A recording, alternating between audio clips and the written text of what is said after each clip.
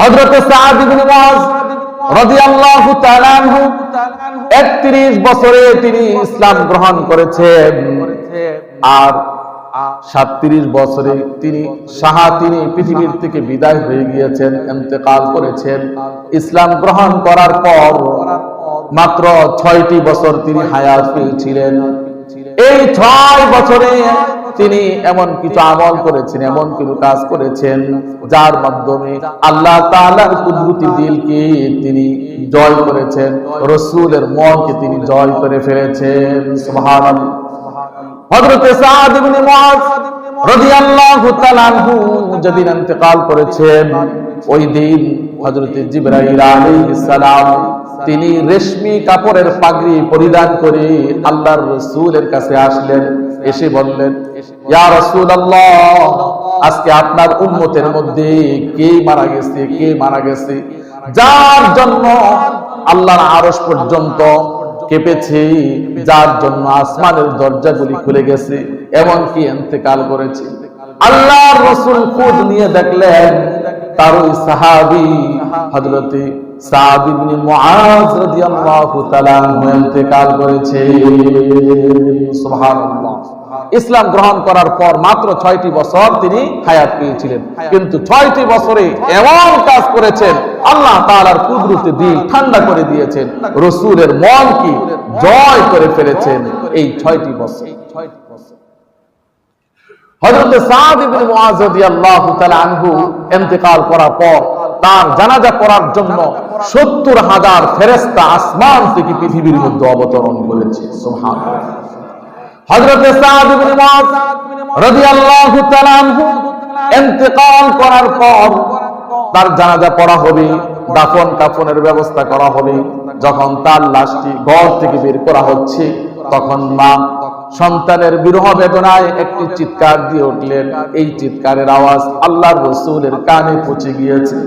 আল্লাহর রাসূল বললেন, হে সাদের মা, তুমি শোনো, তুমি ধৈর্য ধারণ করো। কিয়ামতের দিন আল্লাহ রাব্বুল আলামিন হাসরের ময়দানে আমার উম্মতের মধ্যে আমার উম্মতকে দেখে সর্বপ্রথম যার দিকে তাকিয়ে হাসি দিবেন, তিনি হলেন তোমার পুত্র সাদ ইবনে মুআজ। সুবহানাল্লাহ। সর্বপ্রথম হাসি দিবেন সাদ ইবনে মুআজ রাদিয়াল্লাহু তাআলা আনহুর দিকে তাকিয়ে। সাদ ইবনে মুআজের লাশের খাটিয়াটি যখন বহন করলেন, ফেরেশতারা বহন করেছেন। সুবহানাল্লাহ। মুনাফিকরা দূর থেকে তাকিয়ে রইল যে সাদ ইবনে মুআজের লাশের খাটিয়াটা এত পাতলা কেন, এত পাতলা দেখা যাচ্ছে, তার কারণ কি?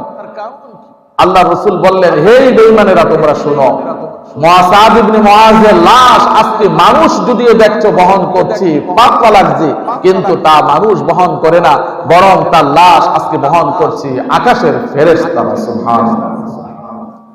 যখন সাদ ইবনে মুআজ রাদিয়াল্লাহু তাআলা আনহুকে কবর দেওয়া হলো, কবরের মাটির থেকে মেশক আম্বরের ঘ্রাণ বের হয়ে আসছে, মেশক আম্বরের ঘ্রাণ বের হয়ে আসছে। আমার ভাইরা, যদি কোনো একটা ব্যক্তির মধ্যে এতগুলি গুণ থাকে, এই ব্যক্তির ব্যাপারে আমাদের ধারণাটা কেমন হবে? সে ভালো না খারাপ? নিঃসন্দেহে সে ভালো, আল্লাহর রাসূল। কিন্তু দুঃখের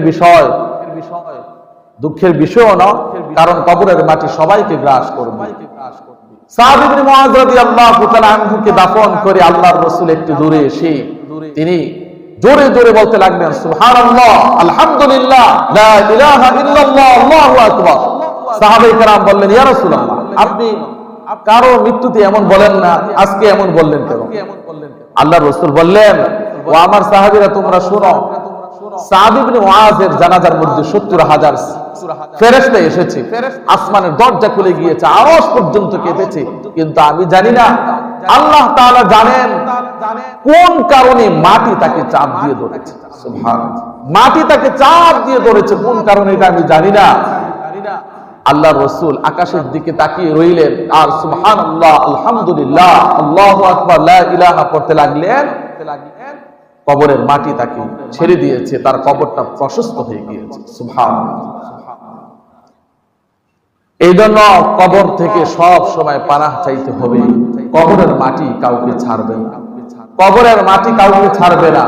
যদি আমল ভালো হয় তাহলে ছেড়ে ধরে ছেড়ে দিবে, আর যদি আমল ভালো না হয় তাহলে ধরবে তো আর ছাড়বে